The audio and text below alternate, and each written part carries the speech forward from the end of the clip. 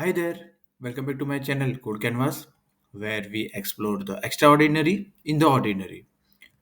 Before we dive into today's video, don't forget to hit the like button and subscribe for more content like this. Let's get started. In today's video, we are going to discuss two CSS properties, grid row start and grid row end.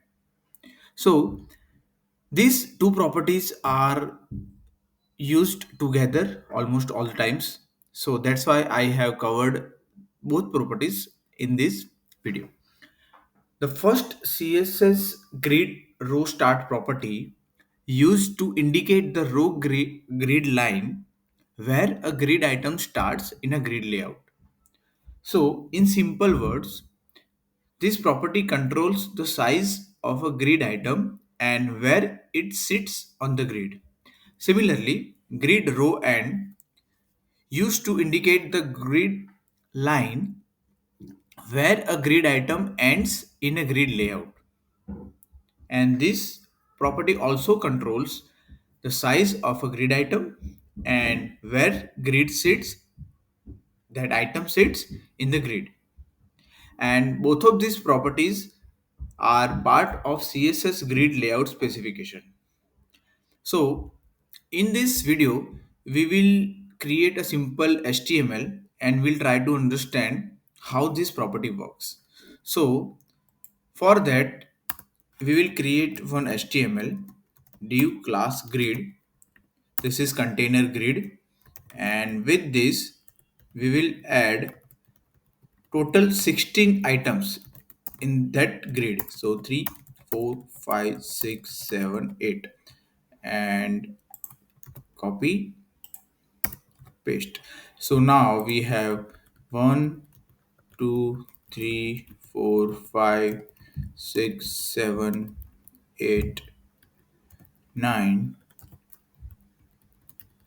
10, 11, 12, 13, 14, 15, and 16. So we will create 4 by 4 grid layout here. Okay, nothing for now. So let's go in CSS and class grid. This is grid container. So first display grid. With this display grid, we need to add grid template columns, repeat 4 times and 100 pixel. So we are creating 4 by 4 layout here. Grid template rows and again repeat 400 pixel. So this will create 4 by 4 layout, 4 by 4 grid layout, and grid auto rows value will be 100 pixel. So it will create 100 pixel size rows. Let's add some gap as well, 0.5 rem, and you will see. So now we have this 4 by 4 layout. Okay, yeah, 1 to 16. Okay, so now let's add grid level changes. So grid and in div display flex. So in grid we are using flex, display flex. With that, let's add background color. So let's make it white and color as black, so it will be more visible, right? Okay, so now with this, align items center and justify content also center. Yeah, so now we have center. Okay, border radius 15 pixel and it will be now 15 pixel. Let me add font size 22 pixel, so it will be a little bit bigger, and yeah, this should be fine. Okay, so now we don't see the gap here because it should not be. Yeah, so now we have this 4 by 4 grid layout. Okay, so to understand how this grid row start and grid row end property works, for example, in this layout, we want to make this third number grid element to cover this second row. And second row, it can be in height, it can be 2 rows big, and it should cover all these 4 columns as well. To make sure that third item will cover this entire space, and this 3 rows will be shifted after that. So using this both of these properties we can do that. So to do that, let's add one class here, class item. Okay, and we will target this item class. First of all, we can add grid column start and 1. So 1 will be the grid column start value. That's why this is starting from column number 1 here. So this is column 1, right?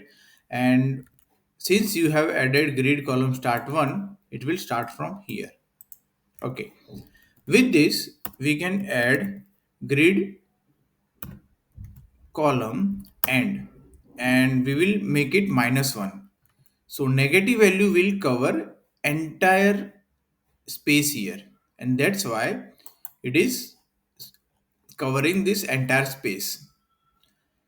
So let me refresh, and if you make it 2, you see, so let me make it 2 3. So 1 will not change anything. 2, when you apply 2, it will end where this second column starts. 3, so when you update it to 3, grid column end value to 3, this particular grid item will be covering this space, and it will end where this third column starts. Let me make it 4, and that's why it is covering 3 columns. 5, so instead of 5 you can make it negative -1. So it will cover this entire space.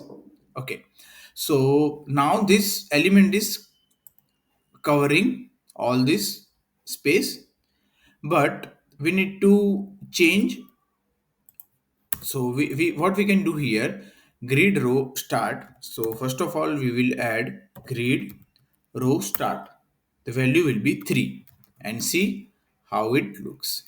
So what we are doing here, grid row start, we can also make it 2, then it will be here, and grid row and yeah, and let's make it 5 or 4.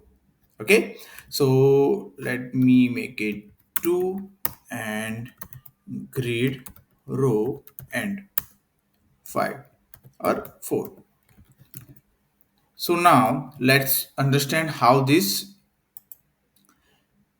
grid row start and grid row end works. So since you have added grid row start value 2, this particular item will start from row number 2, and that's why it is starting from here, right? If you make it 3, you see it will be starting from third number, row number 3. Okay, and grid row and 4, so when you add 4, it will end before just row number 5. So we have not 5, 4. So row number 1, row number 2, row number 3, and row number 4. So it is ending just before row number 4. If you make it 5, it will end before row number 5, right? So using this grid row start and grid row end property, you can indicate where this grid line ends, and it is very useful when you have such layout with grids. Okay, so I hope this example helps to understand how this grid row start and grid row end property works. Thanks for watching. So if you are visiting my channel first time, you can visit my channel. There are more than 300 videos I have uploaded In this series, I have covered almost all the grid related properties in CSS. So you can have a look. All right. Thanks for watching. If you enjoyed this video, don't forget to like, share, and subscribe for more content. Stay tuned for my next video and hit the bell icon to get notified. See you in the next video. Bye.